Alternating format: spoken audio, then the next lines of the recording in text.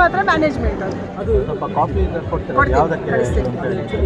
CPCR ಇದು ಗೌರ್ಮೆಂಟಿಗೆ ಸರ್ಕಾರಕ್ಕೆ ದುಡ್ಡು ಕೊಡಬೇಕು ಅಂತ ಒಂದು ಲೀಸ್ ಇದು ಮಾಡೋಣ. ಅದು ಫಾರೆಸ್ಟ್ ಡಿಪಾರ್ಟ್ಮೆಂಟಿನ ಮಧ್ಯದಲ್ಲಿರುವಂಥ ಸಮಸ್ಯೆ, ಅದೇನು ಸಮಸ್ಯೆ ಆಗಲ್ಲ.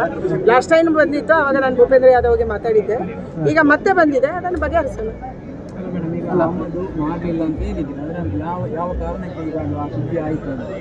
ಗೊತ್ತಿಲ್ಲ, ಅದೇ ನಾನು ಹೇಳಿದೆ ಅಲ್ಲ, ವ್ಯಾಪಾರಸ್ಥರ ಮಧ್ಯದಲ್ಲಿರೋರು ಮಾಡ್ತಾರೆ ಅಂತ, ಅವರ ಲಾಭಕ್ಕೆ. ಯಾಕಂದ್ರೆ ಅದು ಆಮದು ಆಗುತ್ತೆ ಅಂತಂದಾಗ ರೇಟ್ ಬಿದ್ದೋಗುತ್ತಲ್ಲ, ಆ ಲಾಭಕ್ಕೆ ಇಲ್ಲ. ಆಮದು ಆಗಿಲ್ಲ, ಆಮದು ಆಗದೆ ಮಾಹಿತಿ ಇದೆ ಅವರಿಗೆ. ಸುಮ್ಮನೆ ಹೇಳ್ತಾರೆ. ಹೌದು, ಸಾರಿ. ಎಲ್ಲಿಗೆ? ಬೆಂಗಳೂರಿಗೆ. ಮಂಗಳೂರಿಂದ ಸುಬ್ರಹ್ಮಣ್ಯ.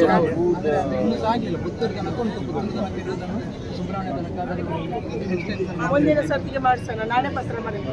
ನಾನೇ ಅಶ್ವಿನಿ ವೈಷ್ಣವ ಮಾತಾಡ್ತೀನಿ. ಇನ್ನೊಂದು 2-3 ದಿನಕ್ಕೆ ಘೋಷಣೆ ಆಗ್ಬೋದು. ಭಾರತೀಯ ಜನತಾ ಪಾರ್ಟಿಯ ನೇತೃತ್ವ ಯಾವ ನಿರ್ಧಾರವನ್ನು ತಗೊಳ್ತಾರೆ ಅದಕ್ಕೆಲ್ಲದಕ್ಕೂ ಕೂಡ ನಾವು ಬದ್ಧರಿದ್ದೀವಿ. ಬಹಳ ದೊಡ್ಡ ಪ್ರಮಾಣದ ಕೆಲಸ ಕಳೆದ 10 ವರ್ಷದಲ್ಲಿ ಎಲ್ಲರ ಕ್ಷೇತ್ರದಲ್ಲಾಗಿದೆ. ನಮ್ಮ ಹೈವೇಗಳು ಇಂಪ್ರೂವ್ ಆಗಿದ್ದಾವೆ, ರೈಲ್ವೆ ಲೈನ್ ಇಂಪ್ರೂವ್ ಆಗಿದೆ, ವಿದ್ಯುತ್ಕರಣ ಆಗಿದೆ.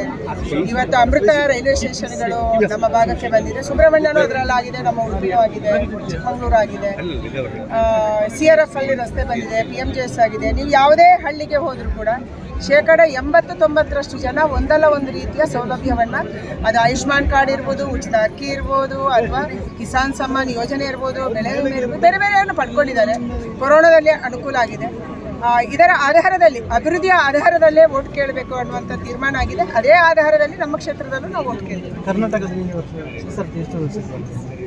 ಕರ್ನಾಟಕದಲ್ಲಿ 100% ರಿಸಲ್ಟ್ ಬರುತ್ತೆ, ಇದು ನಮ್ಮ ವಿಶ್ವಾಸ. ಮತ್ತು ಆ ವಿಶ್ವಾಸದ ಮೇಲೇ ನಾವು ಮಾತಾಡ್ತಾ ಇದ್ದೀವಿ.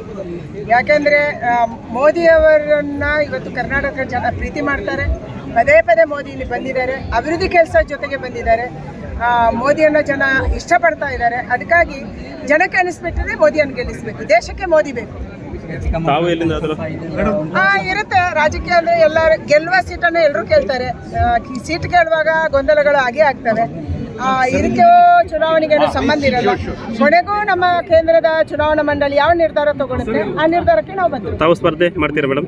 ನಾನು ಸ್ಪರ್ಧೆ ಮಾಡೇ ಮಾಡ್ತೀನಿ.